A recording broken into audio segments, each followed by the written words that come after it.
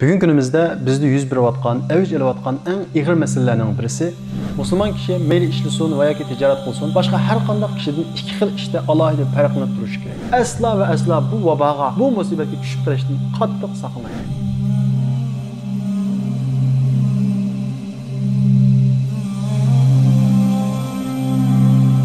Bugün günümüzde bizde yüz berayotgan, avj olayotgan eng ig'ir masalalarning birisi yordamga ko'nib qilish, ishlashdan bosh tortish, tamoqxo'rlik. Aslida bir musulmon uchun yordamga ko'nib qilish, yordam olganda nomus his qilmaslik bir ayb, bir nomus. Aksicha, ishlash, boshqalarning yordamidan o'zini elib qochish bo'lsa, bir ibodat, jihodning bir turi. Chunki ishlagan odam o'zini va oilasini boshqalarga muhtoj bo'lib qolishdan saqlash uchun tirishgan kishi. Ishlagan odam o'zini va oilasini tamoqxo'rlikdan himoya qilish uchun tirishgan kishi. Ishlagan odam o'zini va oilasini harom lokmadan saqlash uchun tirishgan kishi. Bir kuni sahobalar payg'ambarimiz Muhammad alayhissalom bilan bir yerdan o'tib ketib o'tib, nihoyat jafoliq ishlayotgan bir odamni ko'rdi. Sahobalar, "Kashki bu odam mushu jafosini, mushu qiyinchilikni fi sabilillah Alloh yo'lida qilgan bo'lsa" dedi. Sahobalarning ko'z tutgan Alloh yo'lidagi ish jihad yoki haj va shunga o'xshagan savob bo'lgan bir ishlarni maqsad qilgan edi. Chunki u vaqtdagi sahobalarning iddiasidagi ibodat uqumi xuddi hozir bizning iddiyamizdagiga o'xshash, faqat namoz o'qish, jihad qilish, haj qilishdan iborat edi. Payg'ambarimiz Muhammad alayhissalom u sahobalarning so'ziga qarata, "Inkana kharaja yas'a ala waladihi sigaran fa huwa fi sabilillah." U kishi agar kichik bolasi uchun mushundaq jafo tortgan bo'lsa, ya'ni bolalarimni boqaman deb mushundaq jafo tortgan bo'lsa, fa huwa fi sabilillah. Ya'ni buning hammasi jihaddir, Alloh yo'lidagi hajdir, Alloh yo'lida o'qilgan bir nafl namozdir. Agar u kishi yashinib qolgan ota-onamni boqaman, boshqalarga muhtoj qilmayman, sanatoriyaga olib qo'ymayman, o'zim boqaman, savob olaman deb mushundaq jafo tortgan bo'lsa, fa huwa fi sabilillah. Ya'ni buning hammasi jihaddir. Agar boshqalarga yuk bo'lib qolmay, ipitini saqlay, yordamga ko'nib qolmay deb o'zi mushundaq tirishgan bo'lsa, ya'ni o'zining jani beqishini mushundaq tirishgan bo'lsa, fa huwa fi sabilillah. Ya'ni buning hammasi jihaddir, Alloh yo'lidagi hajdir, Alloh yo'lida o'qilgan bir nafl namozdir, ya'ni bir ibodatdir deb payg'ambarimiz Muhammad alayhissalom sahobalarga ibodat uqumini haqiqiy o'z ma'nosi bilan tushuntirib qo'ydi. Ya'ni bir odamning bolalarimni boqaman, boshqalarga yuk bo'lib qolmay, o'zimning ipitini saqlay, putqulam saq bo'lgandan keyin ishlay, ota-onamni boqay degan niyatda ishlashi, mayli qanday ish bo'lsin, va yoki hunar kasb qilishning o'zi bir ibodat, Alloh yo'lidagi bir jihad, Alloh yo'lidagi bir haj. Chunki hadisda fi sabilillah degan bu hukm ikki xil ma'noda keladi. Birisi Alloh yo'lidagi jihad, yana birisi Alloh yo'lida haj qilish. Shuning uchun o'zining rizqini haloldan ishlab topgan odam kishilarning nazarida qanchalik tuvan ish qilgan bo'lsa-mu, u Allohning nazarida bir mujohid. Chunki u boshqalarga yuk bo'lmadi. Nada yerdan bo'lsa hech ish qilmay, uni elishga tirishmadi. Ishlagan odam ayolini, bolalarini o'zi ko'zlagandek yoki bolalar orzu qilgandek oliy turmushga erishtira olmasa-mu, u dada bollarning ko'zida qahramon, jafokash bir dada. Ayolning ko'zida bo'lsa tirishchan bir er. Shuning uchun bir oilada erning bekor bo'lmay ishlaganligi bolalarga berilgan bir tarbiya. Ya'ni bu bolalarga biz mushundaq ishlamasak bo'lmaydi ekan, hayot mushundaq tirishchanlik ishlashdan iborat ekan degandan iborat bir tirishchanlikning urug'ini tikadi. Aksicha odam ishlamasa, nada yerdan bo'lsa shuni elib bekor ko'nib qolsa, bolalarning nazarida ishlamasak mumkin o'tadi ekan-ku degandan iborat tamoqxo'rlik urug'ini tikkan bo'ladi. Eng xatarligi ishlamaslik, yordamga ko'nib qilish odamning qalbidagi nomus tuyg'usini yo'qotib qo'ydi. Ya'ni izzatini, ippitini yo'qotib qo'ydi. Bir er kishi ippitini, izzatini yo'qotgan vaqtida putquni saq turib, yana boshqalardan yordam so'rashni hech qanday nomus qilmaydi. Aksicha yordam qilishadigan xatarli xarakter yetiladi. Qanday bir odamda bu xil xarakter yetilib qolsa, ya'ni yordam olishni nomus qilmaydigan, nada yordam bo'lsa uni qo'llashadigan bu xil xarakter yetilib qolgan vaqtida qanchalik isil kiyinib yursa-mu, u odamning yo'ldagi tilamchidan hech qanday farqi yo'q. Faqat ko'rinishda farqi bor. Birisi oshkora tilamchi, yana birisi bo'lsa yushiron, isil kiyinib olgan maxfiy tilamchi. Nafsiy xarakterda, mohiyatda hech qanday farq yo'q. Agar diqqat qilmasak, bu xil xarakter bizda taraqqiy qilib, nafsiy ochko'zlikka ko'tariladi. Bir odamda nafsiy ochko'zlik shakllangan vaqtida, u odam yordamga ehtiyojli bo'lganda emas, qishida mol dunyosi bo'lsa-mu, yana yordam izlaydigan to'ymas bir odamga aylanadi. Bu vaqtda bu odam qiyomat kuni payg'ambarimiz Muhammad alayhissalom xabar bergandek, yuzining bir gushi yo'q holatda hashr qilinadi. Ehtiyoji bo'lmasa-mu, qanchalik moddiy yordamlarning hammasini o'ziga jug'lagan bo'lsin, u odam moddiy yordam jug'lagan bo'lmaydi, cho'q jug'lagan bo'ladi. Payg'ambarimiz Muhammad alayhissalom hadisda: "Man sa'alan nas amwalahum takaffuran fa inna yasalu jamran." Qanday bir odam boshqalardan qishida pul botirib ko'paytirish, ya'ni yendigi ba pulni, endi ba unni, endi ba yog'ni ko'paytirib olish maqsadida kishilardan bir narsa so'raydi ekan, u odam cho'q so'g'an bo'ladi. Xolisa u cho'g'ni ko'p so'sin, ko'p to'plasin, xolisa oz so'sin deydi. Shuning uchun o'zimizda bu xil xarakter, to'g'risi bu xil kasallikning yetilib qolishidan qattiq saqlanishimiz kerak. O'zimizning ehtiyojiga chuqur yordamni olsak bo'ladi. Ehtiyojimiz bo'lmasa-mu yordam to'plash bu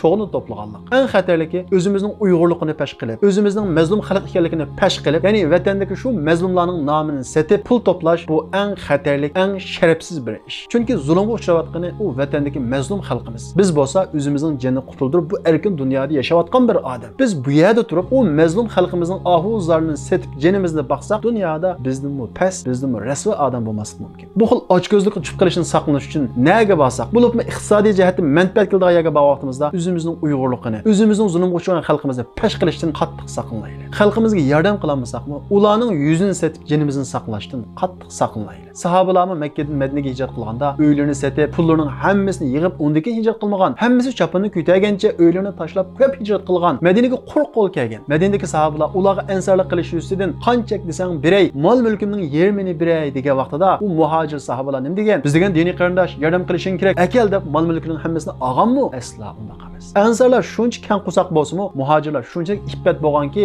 dullani ala suq, meni bozorga boshlab qo'y, bozorni ko'rsatib qo'y bizga. Biz degan tijoratchi, biz degan jonimizni baqalaymiz deb ularning yordamini qabul qilmagan. Shuning uchun u muhojirlarni uzun o'tmay Alloh taolo muhtojlikdan qutqazgan. Ammo biz-chi o'zimizning ahvoli qalasak, o'zimizning qanday yashayotganligini, qaysi taraf qarab ketayotganligini o'zimiz his qila olishimiz mumkin. Aziz qarindoshlar, balkim gaplarim qattiq ketgandir. Ammo biz bir millat bo'lib sifatimiz bilan umumiy shaklda bu xil yordamga ko'nib ketish, yordam masalamizning oyg'irlashmasligi, davomli bir xil kesib shaklda buning davomlanishi bu aslo yaxshilikdan derak bermaydi. Shuning uchun put qilsak, har bir odam ishlashni, o'zining turmushini o'zi mustaqil qamdashni bir ibodat, bir jihatning turi deb bilish kerak. Boshqalarning yordamini olish zurriyat yuzidan bir ishning beshini tutmoqcha, bir ishni o'ngshab qilib qo'ymoqcha, xuddi zurriyat bo'lganda harom narsa halol bo'lganga o'xshash shu zurriyat miqdori halol bo'ladi. Shunga yordam elib turib, chuqur bir ish qilishni quyuga tushishimiz kerak. Bundaq yordamni davomli hayotimizning oxirigacha hayotlik yo'li deb ko'rish bu aslo bir musulmonga, bir uyg'urga yarashmaydi. En xatarligi bu masala, bu xarakter biz bilan ketmaydi. Bolalarimizga yo'qidi, bolalarimizga miros qoladi. Bolalarimizning iddisida biz doim shunday boshqalarning yordamida yashaydigan bir xalq deydigan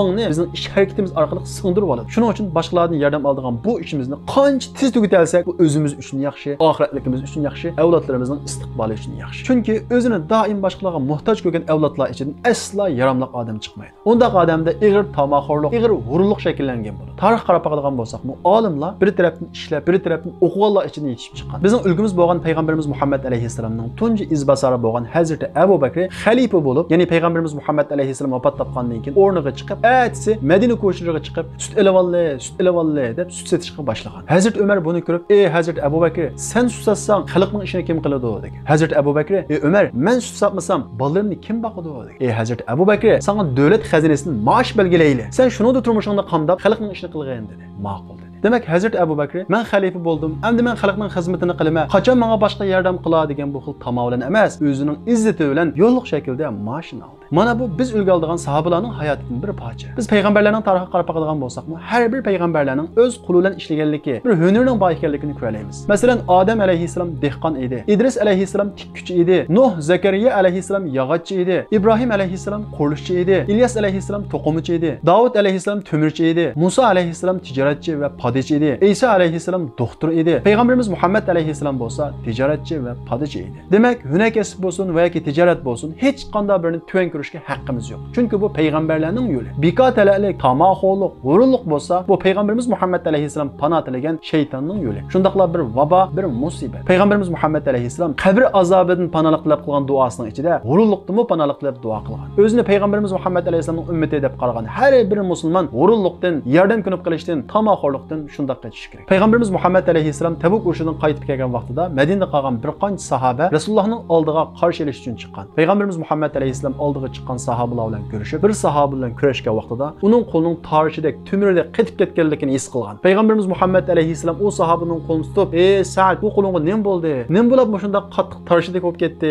deb so'raydi. "Ey Rasululloh, men tumir bozgan bilan, gurjak bilan, zanjir bilan urib shunday jan baqaman. Turmushimni mush orqali qamdayman ey Rasululloh. Qilgan ishim sababli olqinim shunday qetib ketdi ey Rasululloh" dedi. Payg'ambarimiz Muhammad alayhissalom bu sahobaning qo'lini tutib, uning qo'liga so'ydi va "Hadihi yadun lan tamassuha an-nar abada." Hargiz bu qo'lni qo'lni do'zax o't ko'ydirmaydi. Yordamga ko'nib qolgan qo'lni emas, o'zim halollikdan ishlab jinimni boqaman deb jafo tortgan qo'l tarishidek tumirlik bo'lib ketgan bo'lsa-mu, Rasululloh ana shu qo'lni so'ygan va u qo'lni hargiz do'zax azobidan ko'ydirmaydiganligini xabar bergan. Shuning uchun har birimiz o'zimizni bir tekshirib turaylik. Chunki hammamiz qiyinchilik kunlarda yashayotamiz. Biz o'zimiz his qilmay o'zimizda tamoxo'rlik hislini yetildirib qilayotamdik. Yordamga ko'nib qilayotamdik. O'zimiz bir ish qilish uchun tirishayotamdik. Bu haqda hammamiz o'zimizdan bir hisob olaylik. Asla va asla bu vaboga, bu musibatga tushib qolishdan qattiq saqlanaylik. Chunki bu bir patqoq, dunyoda bir cho'g', dunyoda rahat yashagandek, o'zimiz qiyinchilik topmagandek qilamiz, amaliyot u bir cho'g', qiyomat kunida uning dardini tatimiz. Shuning uchun asla va asla yordamga ko'nib qilib, boshqalarning yordami bilan turmushining guldek o'tayotganlarga havas qilma. Bu dunyodagi vaqtlik ish. Oxiratda har bir odam o'zining qilgan ishining savobini ko'radi. Alloh taolo iymon ne'matini bergan, aql ne'matini bergan, tafakkur ne'matini bergan bizdek insonning emas, hech qanday tafakkuri bo'lmagan aqlsiz hayvonning rizqini beradi. Chuqur bizning rizqimizni beradi. Shundaqla bir odam men o'zim tirishib, o'zimning halol kuch bilan jinimni baqay deb yo'lga chiqadi ekan, tirishalloq ko'rsatdi ekan, Alloh taolo u odamga chuqur yordam beradi. Alloh taolo Qur'on Karimda "Vallazina jahadu fina lanahdiyannahum subulana" bizning yo'limizda kurash qilganlar, jihad qilganlar, mayli u jihad cho'ng jihad bo'lsin yoki kichik jihad bo'lsin yoki oilasini haloldan beqishdan iborat bu jihatlar bo'lsin, bizning yo'limizda tirishalloq qilganlar, kurash qilganlarni biz o'zimizning yo'lga boshlaymiz. Ya'ni ularni to'g'ri yo'ldan rizq topishga muyassar qilmaymiz. Musulmon kishi mayli ishlasin va yoki tijorat qilsin, boshqa har qanday kishidan ikki xil ishda alohida farqlanib turish kerak. Uning birinchisi qilgan ishini voyaga yetkazib, qatr qilib qilish. Chunki ish qilganda voyaga yetkazib, qatr qilib, puxtalik bilan qilish bir musulmon uchun farz. Payg'ambarimiz Muhammad alayhisalom "Innalloha katabal ihsana ala kulli shay." Alloh taolo har bir narsaga ihsonni, ya'ni har bir ish qilgan vaqtda voyaga yetkazib qilishni farz qildi. Agar sizlar mol bo'g'izlamoqchi bo'lsanglarmi, pichqinglarni itti qilinglar, chorvanglarni rohatlantiringlar deydi. Demak, ishni voyaga yetkazib, puxtalik bilan qilish sunnat yoki qilsin bo'ldigan ish emas, bir musulmon uchun farz. Masalan, Payg'ambarimiz Muhammad alayhisalomning o'g'li vafot bo'lgan vaqtida Payg'ambarimiz Muhammad alayhisalomning o'g'lini dafn qilib qabrasiga qo'ydi va qabrasining eg'izi xish bilan itladi. Xishning orqadan ozroq yuchuq qoladi. Ya'ni xishlar teshib qo'yilmay, orqadan ozroq yuchuq qoladi. Payg'ambarimiz Muhammad alayhisalom "O yuchuqni itib o'tinglar" deydi. Sahobalar: "Ya Rasululloh, uning metqi biroz zina bo'lamdi" deydi. Ya'ni oxiratga munosabatlik ishidan so'rayotdi. Payg'ambarimiz Muhammad alayhisalom: "Ya, uning hech qanday metqi zina yo'q, lekin ma hayotda qolgan kishilarning ko'zini xursand qiladi. Ya'ni go'zal qilish, yuchuq qo'ymay, o'lchamli shaklda qilish hayotda qolgan kishilarning, ya'ni ma dunyodagi kishilarning ko'zini xursand qiladi" deb sahobalarga ishni go'zal, puxta, voyaga yetkazib qilishni o'rgatgan. Shundaqla Payg'ambarimiz Muhammad alayhisalom sahobalarga: "Innalloha yuhibbu idza amila ahadukum amalan ay yutqinahu." Alloh taolo sizlarning biringlar bir ish qilgan vaqtinglarda uni puxta, o'lchamlik, voyaga yetkazib qilishinglarni yaxshi ko'radi deydi. Demak, nima ish qilsin, qilgan ishini voyaga yetkazib qilish, pulni ichida qilib qo'ymaslik, qetir qilib eng go'zal shaklda qilish bir musulmon kasblarning, musulmon tijoratchining, musulmon ishlamchining axloqi va prinsip bo'lishi kerak. Ikkinchisi, ya'ni bir musulmonning boshqalardan farqlanib turadigan prinsipi va yoki axloqi rostchilik, omonatdorlik. Mayli hunar qilsin va yoki tijorat qilsin, u qilgan hunarida va yoki tijoratida boshqalardan rostchilik va omonatdorlikda alohida farqlanib turish kerak. Chunki mayli hunar kasb bo'lsin va yoki tijorat bo'lsin, qilgan ishiga yolg'onchilik, paxtalik aralashtirgan odam u musulmonlarning qatoridan emas. Payg'ambarimiz Muhammad alayhisalom: "Men g'ashshana falaysa minna." Kimki bizni aldaydi ekan, qilgan ishida, tijoratida, hunar kasbida saxtalik ishlatadi ekan, musulmonlarni aldaydi ekan, uningga ishongan kishilarning ishonchisini foydalanadi ekan, u bizni emas, musulmonlarning qatoridan emas degan. Shundaqla bir tijoratchi mana mushu sifat bilan, ya'ni rostchilik bilan, omonatdorlik bilan oddiy bir tijoratchi bo'lsa-mu, payg'ambarlarning, shahidlarning maqomiga o'rlaydi. Payg'ambarimiz Muhammad alayhisalom hadisda: "At-tajirus saduqul amin ma'an nabiyyin was siddiqin va shuhada." Rostchil, omonatdor tijoratchi payg'ambarlar bilan, shahidlar bilan, rasululloh bilan birga bo'ladi deydi. O'ylab boqing, oddiy bir tijoratchining shu rostchilik, omonatdorlik bilan payg'ambarlarning o'rniga o'rlaydi. Amaliyotda bu nihoyat cho'ng bir mukofot. Bunda qo'sa, rostchil bo'lish, omonatdor bo'lish qanday bo'ladi? Rostchil bo'lish birinchidan o'zining iymoniga rostchil bo'lish. Ya'ni men Allohga ishonaman, oxiratga ishonaman, ya'ni o'lgandan keyin jannatning, do'zaxning borligiga ishonaman degan bu so'ziga, bu e'tiqodiga sodiq, rostchil bo'lish. Men o'lgandan keyin jazo mukofotining borligiga ishonaman degan bir odam qilgan tijoratiga, hunar kasbiga aslo saxtalik aralashtirmaydi. Chunki saxtalik aralashtirib topgan pulining qiyomatga borganda birma-bir hisobini beradiganligiga ishonadi. Shundaqla men Allohga ishonaman degan bir rostchil tijoratchi qilgan tijoratiga Alloh cheklagan usullarni, jazonlarni, harom vositalarni aralashtirmaydi. Chunki Allohga ishongan musulmon Allohning rizq sifatiga ishonadi. U harom ishlarni qilmasa-mu, u jazoni usullarni aralashtirmasa-mu, Alloh taolaning unga rizq beradiganligiga ishonadi. Ikkinchidan, musulmonlarga rostchil bo'ladi. musulmonlarni tijoratida, hunar kasbida aldamaydi. Bir musulmon meli tijorat qilsin va yoki hunar kasb qilsin va yoki oshxona ochsin, boshqalar uning musulmonligiga ishonib uni bilan muomala qiladi. Bir oshxona ochgan bo'lsa, u bir musulmon kishi bizga haromni yugizmaydi deb o'ylaydi. Bir tabib va yoki doktor bo'lsa, u musulmon bir tabib qilgan ishiga asla saxtalik aralashtirmaydi, yolg'on so'zlamaydi deb uninga ishonadi. Mana ularning ishonchiga, ularning samimiyatiga rasul bo'lish. Shundaqlar rasul bo'lishdan birga omonatdor bo'lish kerak. Chunki hadisda as-saduqul amin, rostchil va omonatdor dedi. Omonatdorlik qanday bo'ladi? Mayli tijoratchi bo'lsin va yoki hunar kasb qilgan kishi bo'lsin, u bir musulmonlarga nisbatan omonatdor. Bir musulmon bir yerda ishlagan bo'lsa, u xo'jayin topshirgan ishlarga nisbatan omonatdor hisoblanadi. U xo'jayini ko'rsin, ko'rmasin, qilgan ishini puxta, qattiq qilib, to'liq ado qilish kerak. Xo'jayini yo'q va yoki ko'rmadi deb qilgan ishini samimiy qilmasa, puxta qilmasa, g'ayrat ko'zib qilmasa, u omonatga xiyonat qilgan bo'ladi. Shundaqla hunar kasblari musulmonlarga nisbatan uning hunari, uning kasbi uningga nisbatan omonat. Masalan, bir musulmon yemak-ichmak tijorati bilan shug'ullangan bo'lsa, boshqa musulmonlarning gelip onunğa amanet. Bir tabip va yoki doktorga nisbatan onun doğruları, ishlatgan ukollari onunğa amanet. Çünkü bemorlar doğrunun tarkibini bilmaydi. İçe ketadigan moddalarni to'liq soldimi, solmadim, uni bilmaydi. Buning hammasi shu tabibga nisbatan bir amanet. Agar bir kasb egasi, meli tabib bo'lsin va yoki boshqa yemak-ichmak sohasidagi kishilar bo'lsin, boshqalarning uning qilgan ishonchisiga xiyonat qilib, ya'ni boshqalar u bir musulmon kishi, u shubihlik narsa ishlatmaydi, bizni aldamaydi, bizga rostlarni beradi degan bu ishonchisiga xiyonat qilsa, bu omonatni saqlamasa, ular xiyonatkor hisoblanadi. Afsus, bugun kunimizda buni ko'p kishilar rioya qilmayapti. Ozg'ina pul ularni aldab ketyapti. Amaliyotda ular ozg'ina mol dunyoga erishganda qilgan bilan payg'ambarlar bilan birga bo'lgan u martabadan quruq qolgan. Shundaqla u qilgan yolg'onchiligi, u qilgan saxtipazligi tufayli qiyomat kuni uningdan birma-bir hisob beradi. Shunga o'zimizni bir musulmon, oxiratga ishongan, Allohga ishongan, do'zaxga ishongan, jannatga ishongan bir kishi desak, qilgan ishimizda rostchil bo'laylik. Omonatga xiyonat qilmaylik. Bizni payg'ambarlarning, rasullarning, shahidlarning o'rniga ko'taradigan bu fursatni asla qo'ldan bermaylik. Ya'ni tijoratimizda va yoki hunar kasbimizda rostchillik, omonatdorlikni birinchi oliy prinsipimiz qilaylik. Mushunda qiladigan vaqtimizda men mu'min, ya'ni men Allohga ishonaman, oxiratga, ya'ni bu o'lgandan keyin boradigan u hayotga ishonaman degan gapimizda rostchil bo'lgan bo'lamiz.